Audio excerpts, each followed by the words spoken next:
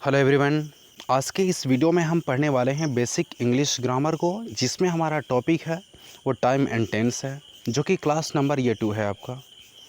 जिसमें हमें पढ़ना है टाइम एंड टेंस का सबसे पहला पार्ट, जो कि सबसे ज़्यादा इम्पोर्टेंट है, वो है सिंपल प्रेजेंट टेंस, यानी कि प्रेजेंट इंडेफिनिट टेंस भी इसको कहा जाता है। तो फटाफट इस टॉपिक को हम स्टार्ट करते हैं। उससे पहले मैं आपसे 2 मिनट बात कर लूँ कि अगर आप कॉम्पिटिटिव स्टूडेंट हैं या बोर्ड के स्टूडेंट हैं तो ये वीडियो आपके लिए बहुत काफ़ी इंपॉर्टेंट है। ये वीडियो आपके नॉलेज को एनहांस करेगा, तो इस वीडियो के अंत तक बने रहिएगा। देखिए, स्टार्ट करते हैं। सबसे पहला टेंस है सिंपल प्रेजेंट टेंस, यानी कि दूसरे शब्दों में इसे हम कहते हैं प्रेजेंट इंडेफिनिट टेंस भी कहते हैं। इसकी आइडेंटिटी दी हुई है कि जिस हिंदी वाक्य के क्रिया के अंत में अगर होता है ता है, ती है, ते हैं, उसे सिंपल प्रेजेंट टेंस कहा जाता है। एक बार फिर से हम रिपीट कर दें इसे, कि जिस हिंदी वाक्य के क्रिया के अंत में अगर ता है, ती है, ते हैं होता है, उसे सिंपल प्रेजेंट टेंस कहा जाता है, यानी कि प्रेजेंट इंडेफिनिट टेंस कहा जाता है। तो एग्जांपल दिया है कि हम लोग पैदल स्कूल जाते हैं, इसके अंत में आया है ते हैं। जब ता है, ती है, ते हैं होता है ना, उसे सिंपल प्रेजेंट टेंस कहते हैं हम। तो दिया हुआ एग्जाम्पल जो है वो सिंपल प्रेजेंट टेंस का है। ये तो ओवरऑल मतलब कॉन्फिडेंटली इसको माना जाएगा। तो बनाने का नियम दिया है, सबसे पहले सब्जेक्ट वर्ब 1, इसमें एस या ई एस को ऐड करते हैं, तब जाके ऑब्जेक्ट हम देते हैं। जैसे इसको देखिए, बनाना शुरू करेंगे हम।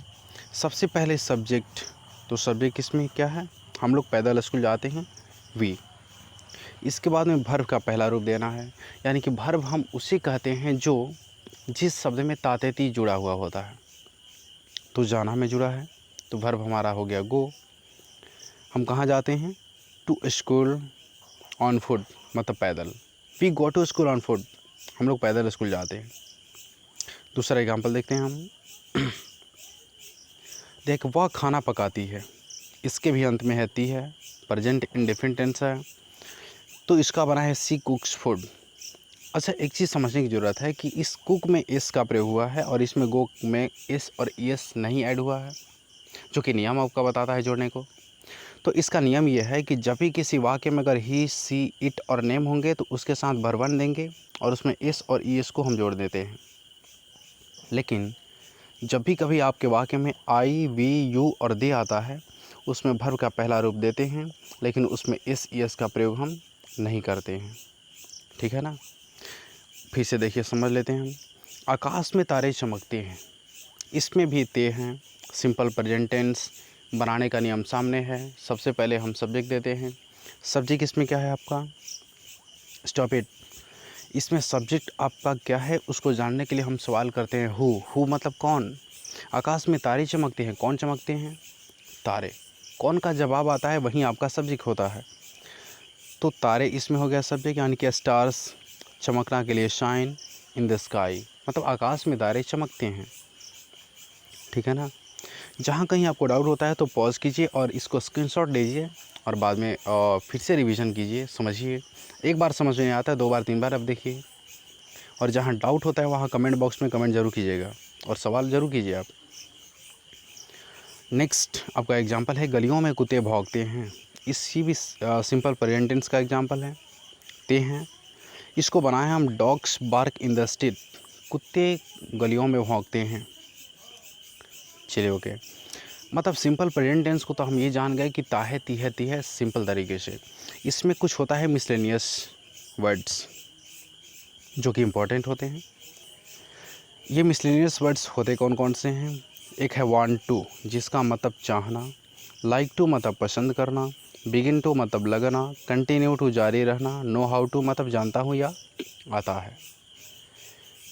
मतलब बनाने का नियम ये है।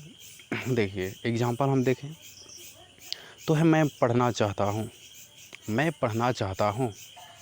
इस एग्जांपल में हम मिसलेनियस वर्ड्स को आखिर ढूंढते कैसे हैं, जब भी किसी सेंटेंस में 2 वर्ब का यूज हुआ है, यानी कि डबल वर्ब आते हैं ना, उसे हम मिसलेनियस वर्ड कहते हैं। तो मैं पढ़ना चाहता हूँ, इसमें 2 वर्ब है, एक है पढ़ना और दूसरा है चाहना। अगर 2 वर्ब आएगा तो उसे मिसलेनियस कहते हैं। तो फटाफट इससे हम बनाएंगे। हम अगर मिसलेनियस है तो इसको बनाएंगे। सबसे पहले बनाने का नियम सब्जेक्ट है, तो आई दिया है कि एम डब्ल्यू, यानी कि मिसलेनियस वर्ड। तो चाहना के लिए क्या होता है, वांट टू, तो हमने रख दिया वांट टू, तब जाके वर्ब का पहला रूप तो read, I want to read, ठीक है ना। वह जाना चाहता है तो ही वांट्स टू गो, मैं पढ़ना चाहता हूँ आई वांट टू रीड, मैं खेलना चाहता हूँ आई वांट टू प्ले, ठीक है। दूसरा है कि ही कंटिन्यू, मतलब वह पूरे दिन खेलता रहता है, मतलब ये काम जारी रहता है, और जो काम जारी रहता है उसके लिए बोलते हैं क्या चीज़, कंटिन्यू टू।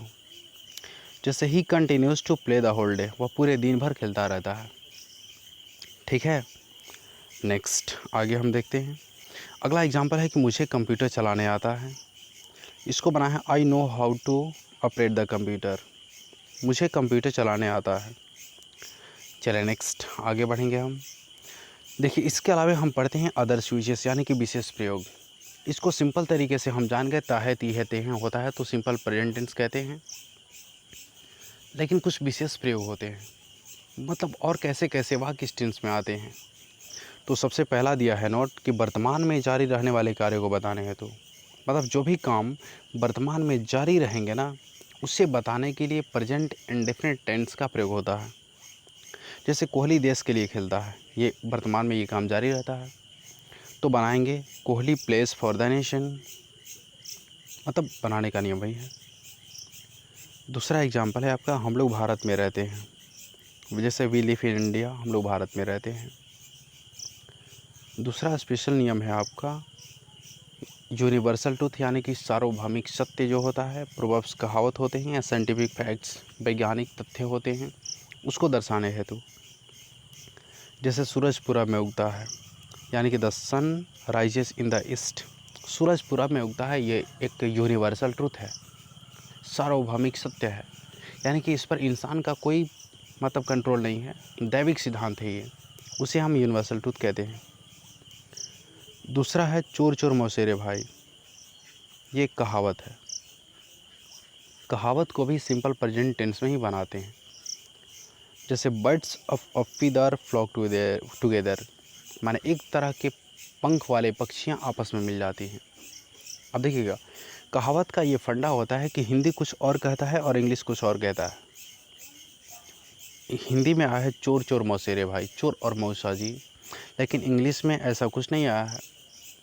मतलब कहने का दोनों का मतलब एक है, भावार्थ एक होते हैं, ठीक है ना। अगला एग्जांपल है पानी 100 डिग्री सेल्सियस पर खौलता है, जैसे water boils at 100 degree Celsius, ये साइंटिफिक फैक्ट्स हैं। चलिए ओके, धन्यवाद। और मुझे उम्मीद है कि आपको समझ में बहुत अच्छे तरीके से आया है और कुछ डिफरेंट चीज़ सीखने को मिला है। तो ऐसा है तो वीडियो को लाइक कर दीजिए और हाँ दोस्तों के साथ शेयर भी कर दीजिएगा। और अब तक सब्सक्राइब नहीं किए होंगे तो सब्सक्राइब करके बेल बटन दबाइए, क्योंकि हर बार नॉलेजेबल वीडियो आपके लिए अपलोड होते रहते हैं। और अगर आपको लगता है कि कोई दूसरा टॉपिक अपलोड होना चाहिए तो कमेंट बॉक्स में कमेंट जरूर कीजिएगा। चलो ओके, थैंक यू।